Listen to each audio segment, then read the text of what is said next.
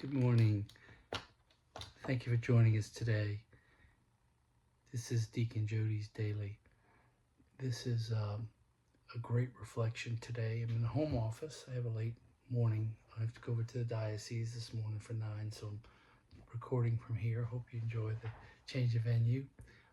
Today we have Romans 8, continuation of Paul's exhortation toward the end of his life to the Romans, and it's 33 through 39, and then we have Luke 13, 31 through 35, I think. So here's the setup.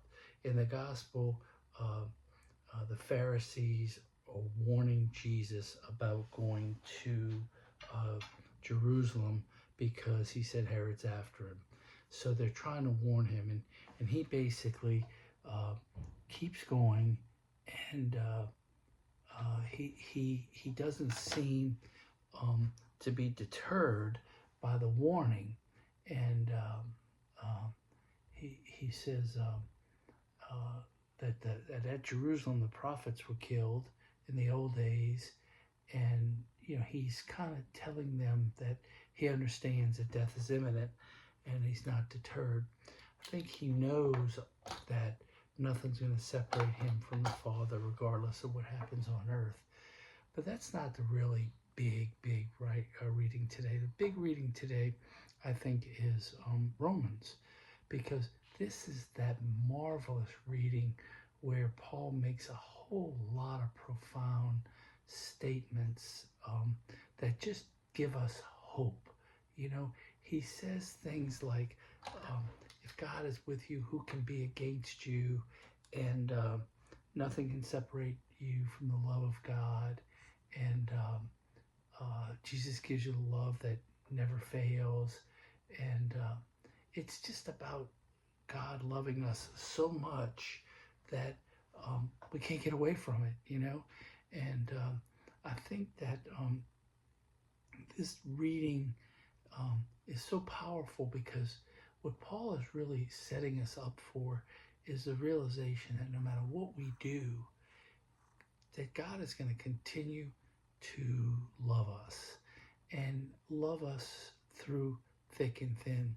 And I've said in a previous recording that love is God, God is love. So whenever you see love, you see God. Whenever you see God, you see love. So God can't do anything but love, and that's the truth. However, we can refuse that love. And what happens when we refuse that love? Well, we separate ourselves from God. When we separate ourselves from God, does that mean he stops loving us? And the answer is absolutely not. He continues to love us regardless of what happens. And so I think that, let me just read you this little bit from Romans. He said, he did not spare his own son, but handed him over for all of us. How will he not also give us everything else along with him? Who will bring a charge against God's chosen ones? He's saying, look, we're God's chosen ones by baptism. And so we're his, and he's going to continue to love us no matter what. I think this is the foundation of hope. And we have these theological virtues: faith, hope, and love.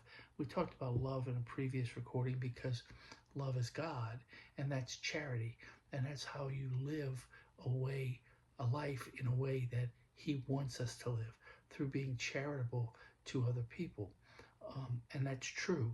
But the hope part, if you go to the Catechism of the Catholic Church, it basically tells you, I'm going to summarize, that it's hope in eternal life. It's hope that there's something at the end of the world, at the end of our life, that there is something else. It's hope eternal. And so what I think this whole series of readings from Paul is setting up is the fact that we're God's love is available to us at all time, and we are the ones that accept it or reject it.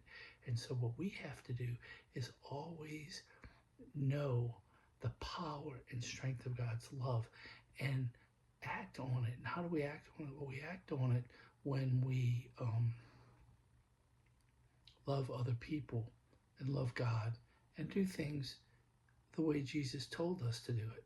And so I think today, as we reflect on these readings, we can live in a sense of confidence in God's love for us and in the prospect of eternal life.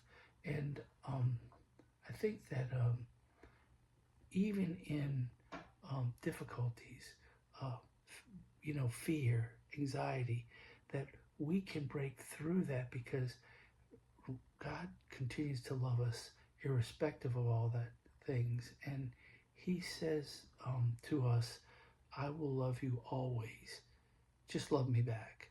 And if we do that, then we can be pretty confident that we will have an opportunity to be with him into eternity. So that's a little bit shorter recording today, not too much, but I enjoy doing these. I hope you do too. If you do, please like them, share them with everybody. Share them any way you can. It helps the algorithm, and have more people have an opportunity to share what you're getting from me. With that, I love you. You pray for me, and I'll pray for you. God bless.